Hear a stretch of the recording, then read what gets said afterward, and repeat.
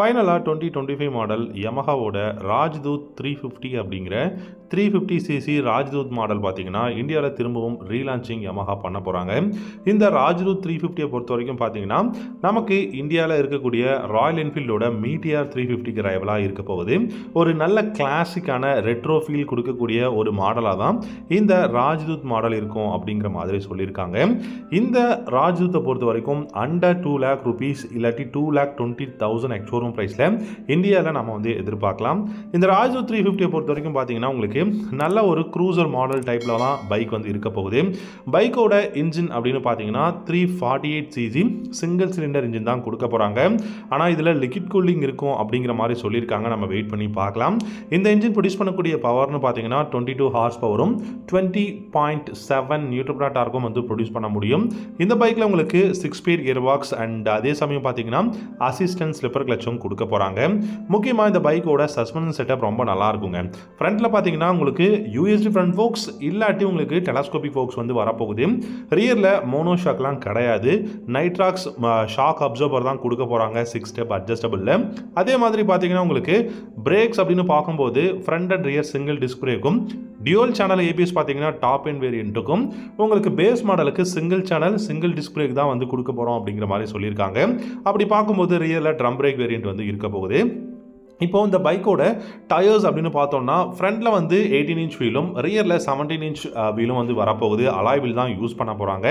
And நல்ல ஒரு பெஸ்ட்டான உங்களுக்கு டயர்ஸ் வந்து வரப்போகுது, ரேடியல் டயர்ஸ். அதே மாதிரி பார்த்தீங்கன்னா உங்களுக்கு நல்ல டிஸ்க் பிரேக்கும் இருக்குது. உங்களுக்கு நல்ல பில்டு குவாலிட்டி நம்ம வந்து எதிர்பார்க்கலாம். ஸோ ஃபிட் அண்ட் ஃபினிஷ் எல்லாமே பெஸ்ட்டாக இருக்குங்க. பைக்கோட ஃபியூல் டேங்க் அப்படின்னு பார்த்தீங்கன்னா டெஃபினட்டாக உங்களுக்கு 14.5 லிட்டர்ஸ் ஃபியூல் டேங்க் கெப்பாசிட்டி இருக்க போகுது. இப்போ மைலேஜ் எவ்வளோ கிடைக்கும்னு நம்ம எதிர்பார்க்கலாம்.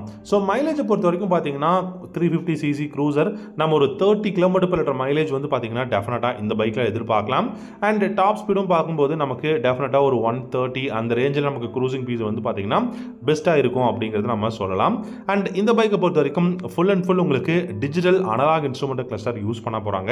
இந்த டிஜிட்டல் அனலாக் இன்ஸ்ட்ருமெண்ட் கிளஸ்டரில் டெஃபினட்டாக ப்ளூடூத் கனெக்ஷன் அப்படிங்கிறது இருக்கும். ஜிபிஎஸ் அதாவது turn by turn navigation system இருக்கும் அப்படிங்கிற மாதிரி தான் சொல்லியிருக்காங்க.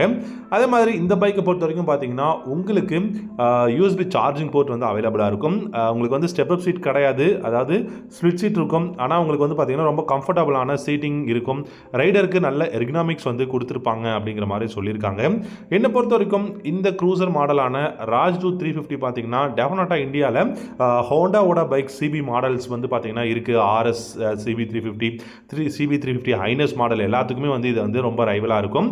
ராயல் என்ஃபீல்டுக்குமே பார்த்தீங்கன்னா உங்களுக்கு பெஸ்ட்டான பைக்ஸ் அப்படின்னா மீட்டியார் 350 கிளாசிக் 350க்குலாம் இது வந்து மிகப்பெரிய ரைவலாக இருக்கும் அப்படிங்கிறதுல சந்தேகம் கிடையாது.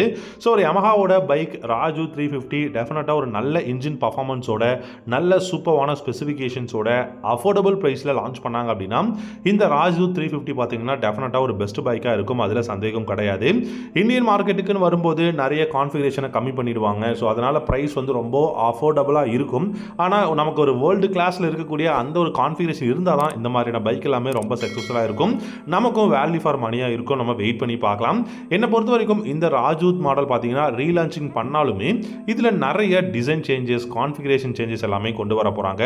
என்னை பொறுத்த வரைக்கும் இந்த ராஜ்தூத் 350 இல்லை 650 வந்துச்சு அப்படின்னா ரொம்ப நல்லாயிருக்கும்.